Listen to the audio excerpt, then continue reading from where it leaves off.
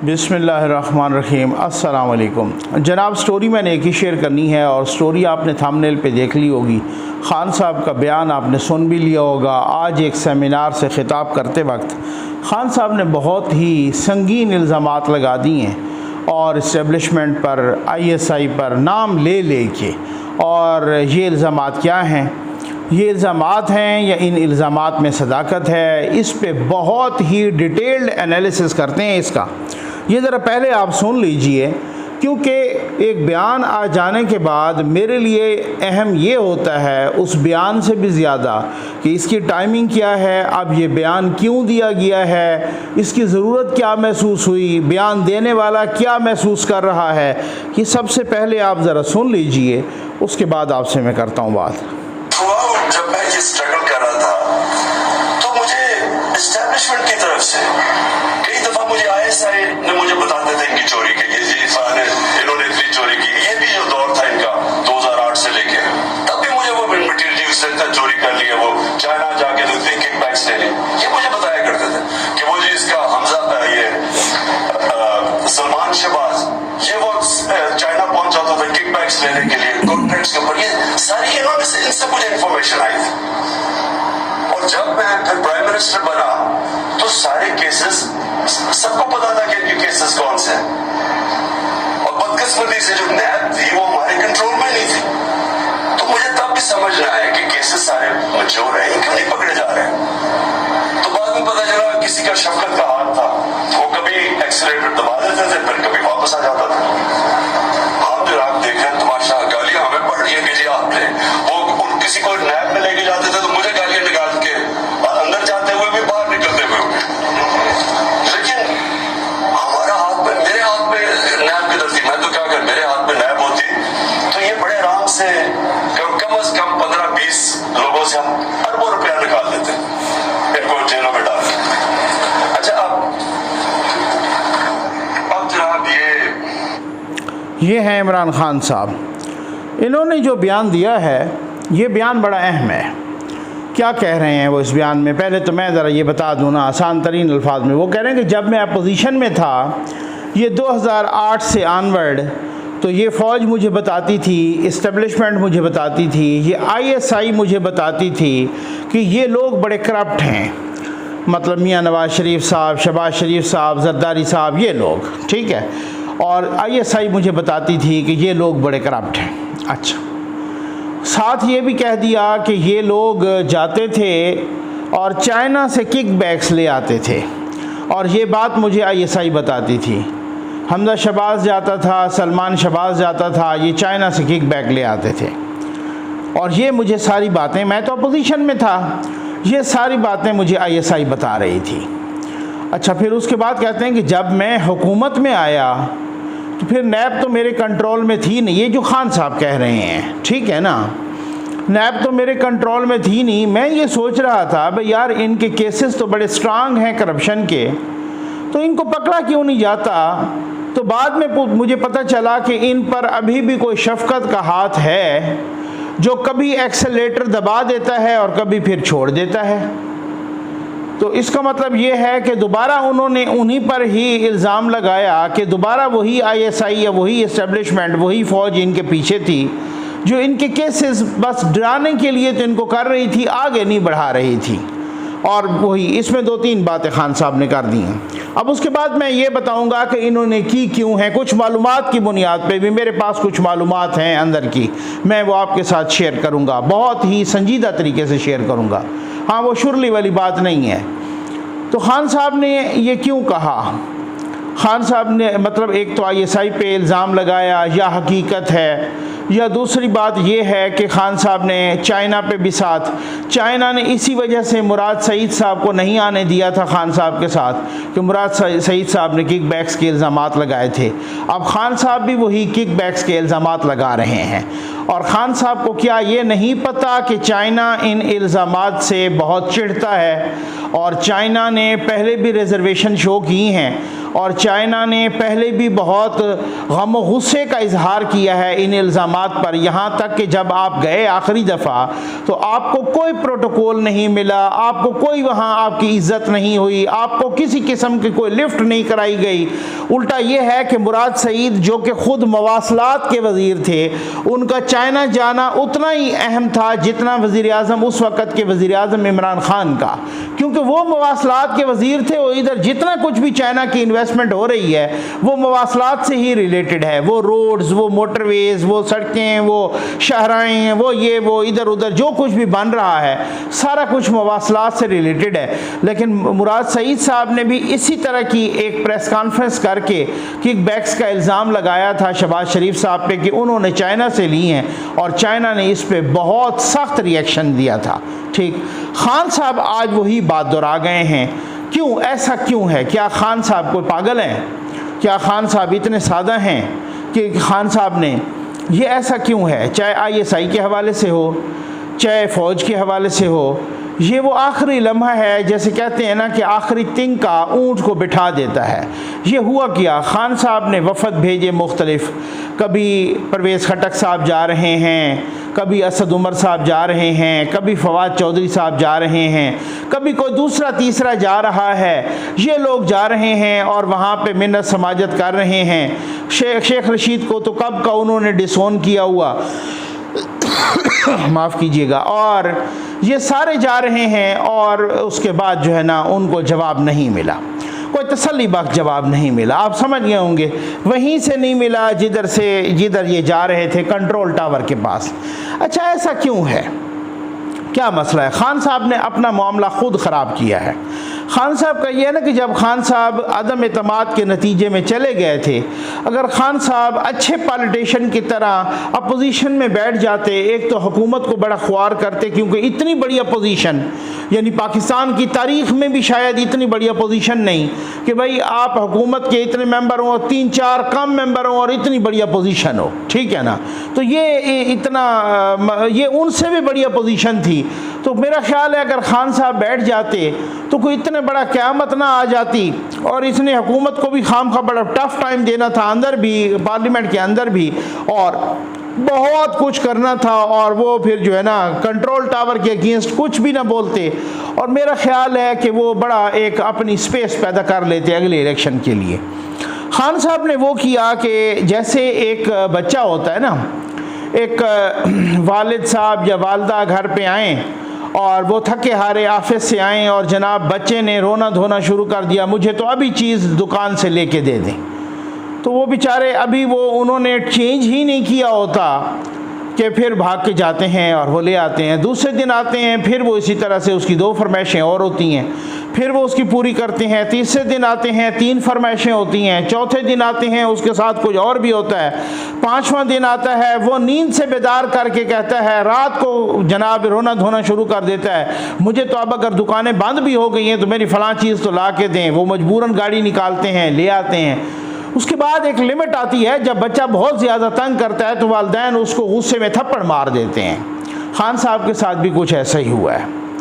ख़ान साहब ने बिल्कुल ये कहा कि जी नहीं, आपने मुझे इक़्तिदार से अलग किया, तुम्हारी ऐसी की तैसी, मैं तो पाकिस्तान के लिए एक नागुज़ीर हूँ, पाकिस्तान तो खुदा न खास्ता मेरे बग़ैर तो रह ही नहीं सकता, वो तो गिर जाएगा, तुम्हारी ऐसी हिम्मत, तुमने ऐसी की तैसी, ये वो। और दूसरी बात ये है कि ख़ान साहब जब इक़्तिदार में आए और उन्होंने ना झूले लिए, इक़्तिदार के मज़े लिए, इधर प्रोटोकॉल उधर प्रोटोकॉल, आगे गाड़ियाँ पीछे गाड़ियाँ, और पता नहीं वो 500 की नफरी खड़ी है और हर 10 फुट के फासले पे सिपाही खड़ा है, और जनाब रूट लग रहे हैं, और वज़ीर-ए-आज़म पाकिस्तान साहब आ रहे हैं, उनको अपने पुराने कॉल भी भूल गए हैं कि जी मैंने तो कहा था मैं तो प्रोटोकॉल लूँगा ही नहीं, तो अब यहाँ पे और वो आना जाना हेलीकॉप्टर में, फवाद चौधरी साहब ने कहा था 55 रुपए किलोमीटर वाले हेलीकॉप्टर में हैं, वो तो फिर वो बाद में पता चला कि ये तो 3.5 लाख रुपए पड़ रहे थे 1 घंटे के। अच्छा खैर, अब वो ख़ान साहब ने जब ऐसे झूले लिए ना इक़्तिदार के, उनको मज़ा आ गया, उन्होंने कहा यार ऐसा करें, कोई ऐसा अरेंजमेंट हो जाए, किसी के साथ साज़बाज करें कि ये 5-10 साल और भी इक़्तिदार आगे चला जाए, फिर कोई ताहयात वाली बात भी करते हैं। तो उन्होंने फिर खैर से किसी का फैज़ हासिल करने की कोशिश की। खान साहब ने फिर उनका सत्यानाश किया, साथ अपना भी सत्यानाश किया। तो खान साहब बहुत गुस्से में ना, खान साहब ने कहा इन्होंने मुझे निकाला तो निकाला क्यों है, इनकी ऐसी तैसी करके रख दूंगा। अब खान साहब ने उसी तरीके से, क्योंकि वो नैपियाँ बदली गई ना, उस बच्चे को सर पे चढ़ाया गया ना, वही जो जिस तरीके से बड़ा अच्छे तरीके से परवेज़ इलाही साहब ने वो अहाता किया था, इनके अपने बंदे ने, वो कहते थे जी नैपियाँ बदली गई हैं ना, तो वो तो इनको तो उन्होंने खैर से कंधे पे बिठाया था, नीचे उतारा ही नहीं है। इनके खिलाफ कोई ट्वीट करता तब भी वो डिलीट करवा देते, कोई प्रोग्राम करता तब भी वो डिलीट करवा देते, वो प्रोग्राम चलने भी नहीं देते थे। आप यकीन कीजिए कि लोग कहते हैं कि जिनको पकड़ के जाते वो कहते कि जी इनको इतनी तकलीफ दो कि इनकी चीखें इमरान खान को सुनानी है। यहाँ तक का फाशिज्म था, यहाँ तक का हिटलर था, ठीक है ना। यहाँ तो ये तो बातें अब सामने आ रही हैं ना। खान साहब बिगड़ गए। खान साहब ने उनकी ऐसी तैसी फेरनी शुरू कर दी, ट्रेंड्स चलाने शुरू कर दिए, उनको यजीद कहना शुरू कर दिया, उनको गद्दार कहना शुरू कर दिया, उनको जानवर कहना शुरू कर दिया, उनको मीर जाफ़र मीर सादिक कहना शुरू कर दिया। बड़ी बल्ले बल्ले हो गई जनाब। वो यूथिये जो पाकिस्तान के अंदर और वो बेअकल यूथिये जो पाकिस्तान के बाहर भी बैठे, मैं कहता हूँ जो पाकिस्तान के अंदर वाले यूथिये हैं ना और पाकिस्तान के जो बाहर वाले यूथिये हैं, वो बाहर वाले और हद से ज़्यादा जाहिल है, ठीक है ना। वो मैं आपको ये मैं आपको जो यूथिया है ना, वो अनपढ़ है उतना जाहिल है, वो PhD है उतना जाहिल है, वो डॉक्टर है उससे बढ़ के जाहिल है, वो इंजीनियर है उससे बढ़ के जाहिल है। लफ्ज़ यूथिया आपके साथ होना चाहिए, जहालत लाजिम मलजूम है, ये बिल्कुल पक्की बात है। मैं कोई बुग़्ज़ में नहीं कह रहा, ये बिल्कुल 100%, क्योंकि मैं जाहिल उसको कहता हूँ जो लॉजिक नहीं मानता, जो दलील से बात नहीं करता, जो फैक्ट्स एंड फिगर को नहीं देखता, जो बात आप उससे दलील से करें आगे से आपको गालियां दे, उससे बड़ा जाहिल हो नहीं सकता।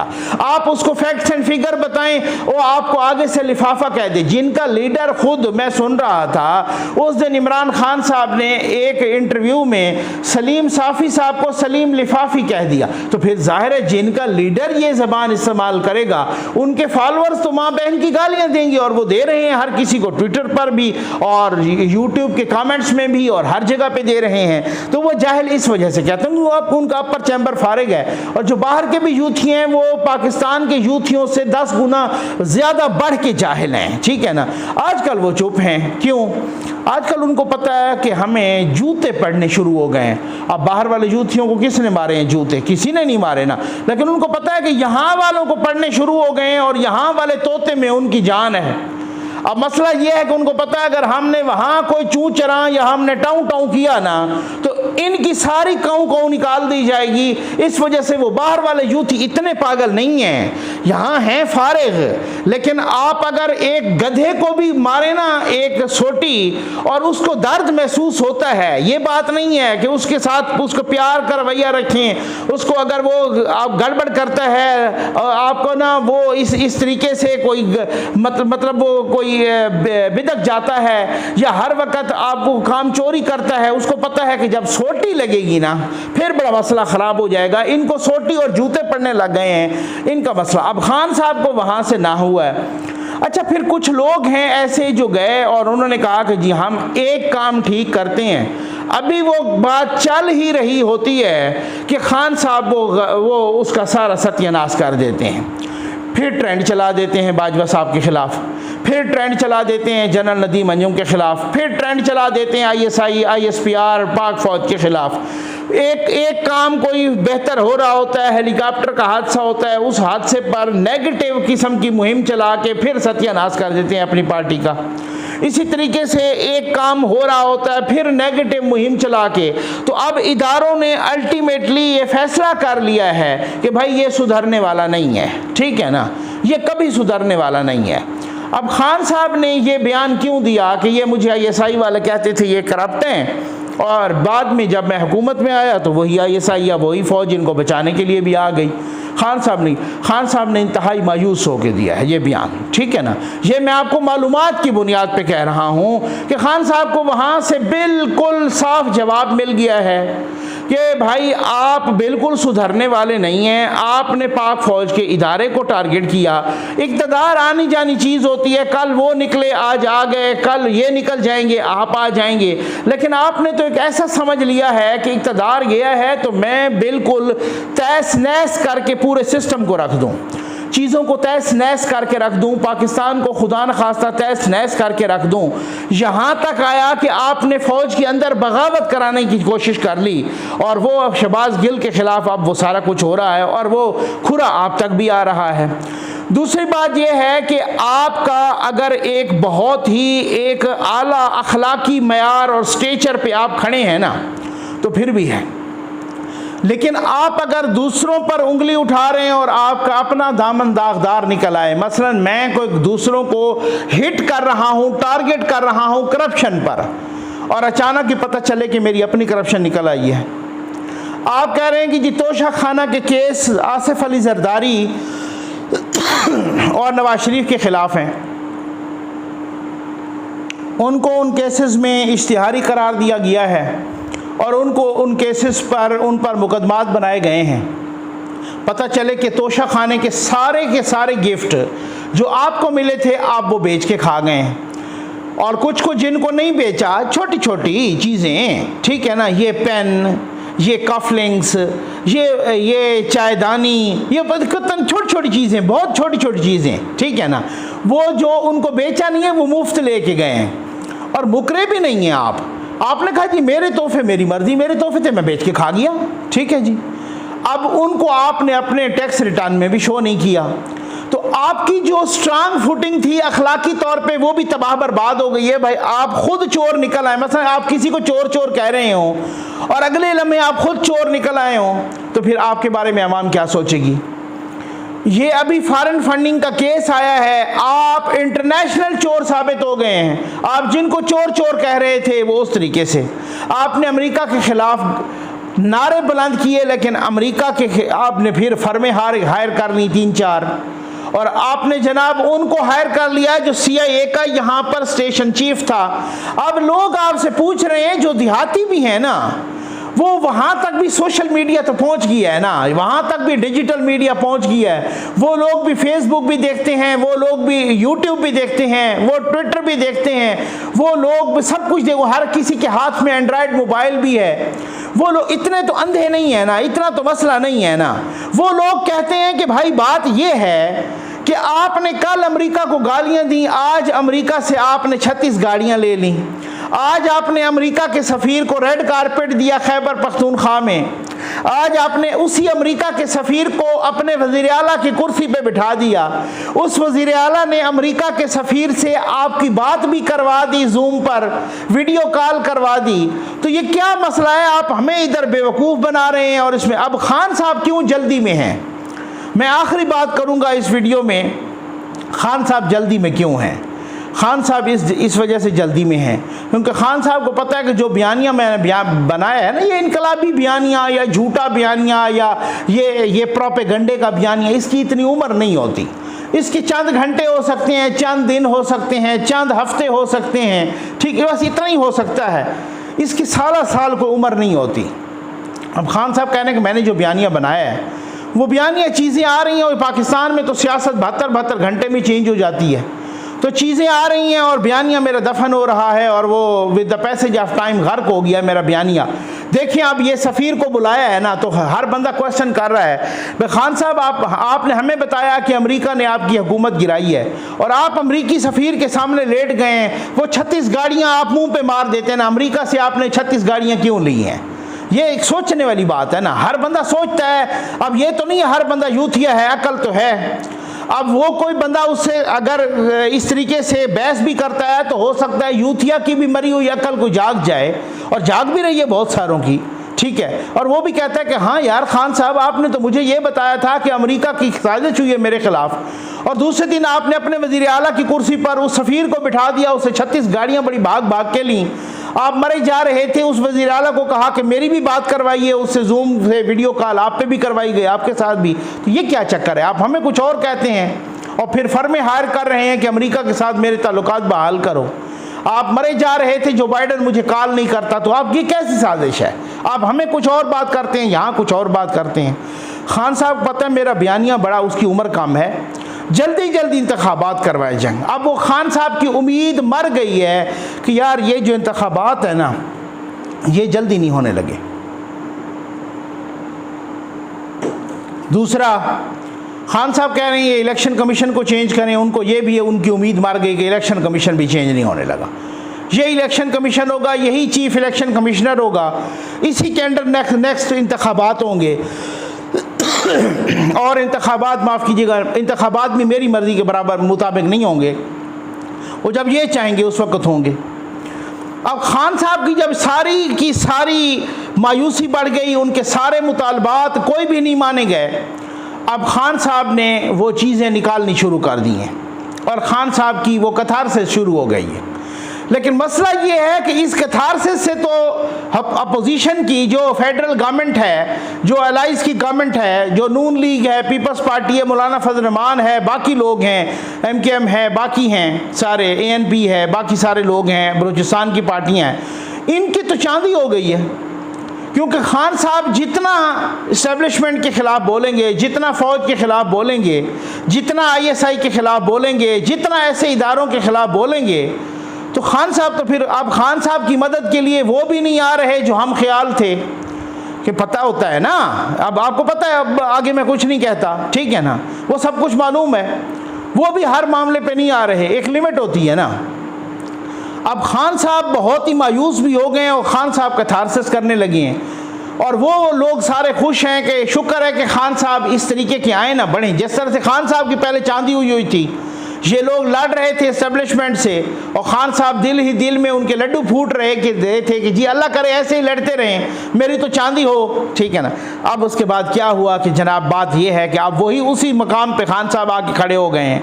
खान साहब को जैसे मायूसी हो गई है, भाई खान साहब अगर आप ये करते कि आज नहीं तो यार कल नहीं तो परसों मेरी बारी आ जानी थी, लेकिन खान साहब आपने कहा कि मैं आज उतरा हूं ना कुर्सी से, परसों मुझे दोबारा बिठा दे, नहीं तो मैं ऐसी तैसी फेर दूंगा। खान साहब के इसी रवैये ने खान साहब का अपना सत्यानाश किया है। अब मेरी मालूमात के मुताबिक चाहे कुछ भी हो जाए, फिलहाल खान साहब का सत्यानाश है और उसके ज़िम्मेदार खान साहब का अपना ज़ाती रवैया है। और ये शहबाज गिल साहब वाले केस में भी आपको समझ आ गई होगी बहुत सारों को। ये वो सूरत हाल है कि खान साहब ने कहा है, मुझे तो ISI बताती थी कि ये लोग करप्ट हैं, फिर दोबारा इनको बिठा दिया और जब मैं हुकूमत में आया तो मुझे ISI ही रोकती थी कि ये फिर वो खान साहब चालाकी कर रहे हैं कि कहीं मैं आवाम को बता दूं कि मैं तो बड़ा मासूम था।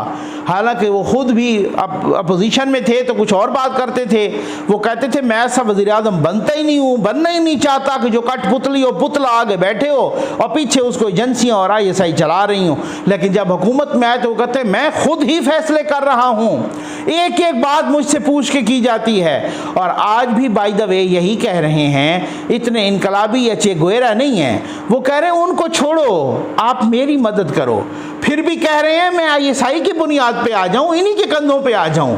अब आज वाले जलसे में भी उन्होंने कहा है कि आज भी मैं न्यूट्रल्स को कहता हूं कि अपना रवैया बदलो। मतलब ये है कि आप फिर से मुझे गोद में उठा के कुर्सी पे बिठा दो। ये खान साहब चे गुएरा हैं और ये खान साहब खुमैनी और माओ ज़ेतुंग और नेल्सन मंडेला हैं कि जो आज भी कह रहे हैं कि उन पे तनकीद भी कर रहे हैं और अगले हिलम में उनको मिन्नत समाजत भी कर रहे हैं। यानी यूँ समझ लें कि वक्त के एक हिलम में वो गला भी पकड़ लेते हैं और पैर भी पकड़ लेते हैं और वो फिर गिर जाते हैं पैरों पर और फिर उसके बाद जब उनकी दाल नहीं गलती तो फिर को नया बयान दाग देते हैं। और ये सूरत हाल खान साहब के लिए बहुत ही ख़तरनाक है, ख़तरनाक तरीन साबित हो रही है। उम्मीद है आपको वीडियो पसंद आई होगी। आपका बहुत बहुत शुक्रिया।